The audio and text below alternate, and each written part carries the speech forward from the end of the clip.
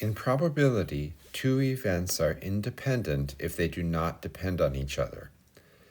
In order to get to a proper mathematical definition of that, let's review some notation.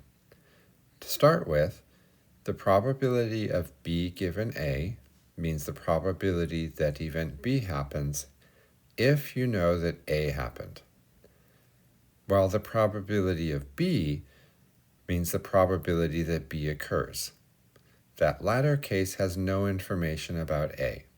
So in the first case, we look at the probability when A happened, and the second case, just in general. If A and B are not related, then knowing A occurs should tell you nothing about B. That's the fundamental idea of independence. Knowledge of one part does not provide information about the other if they are independent. Putting this into symbols, knowing that A occurs tells you something about B would be the probability of B given A. And if it actually told us nothing about B, then the probability would be the same as if we hadn't known about A. Plugging in the definition of conditional probability, this becomes the following formula, and then rearranging terms gives you a statement about the probability of A and B. This will become the definition of independence.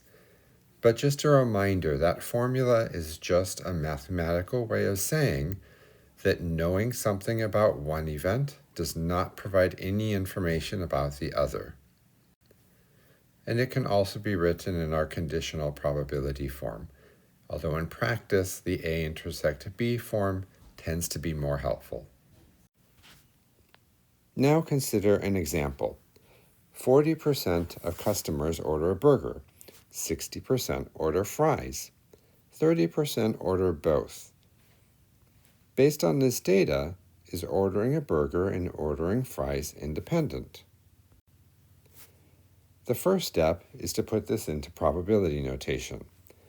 A will be the event that someone orders a burger, B will be the event they order fries, and then we write down the probabilities of each separate event. Independence means the probability of the intersection is the product of the two terms, so plug those numbers in. And if you multiply them out, they are not equal. Therefore, these are not independent. The term that is used when events are not independent is that they are dependent. In this case, it means if you know somebody orders a burger, it tells you something about the likelihood of them ordering fries. The next example looks at an application of independence. In applications of independence, it is common that you repeat an experiment and you know that each time you do it, the outcome does not depend on the prior cases. So let's consider one example here. Two patients take an experimental drug that might cure insomnia. There is a 30% chance it cures a given patient. If outcomes are independent, what is the probability both are cured?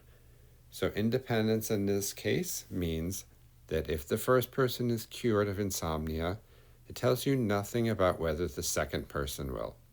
If Alice and Bob are two unrelated individuals who are given the same medication, then if it works on Alice, it does not make it more or less effective on Bob. So the first step to answering this is to write everything down in probability notation.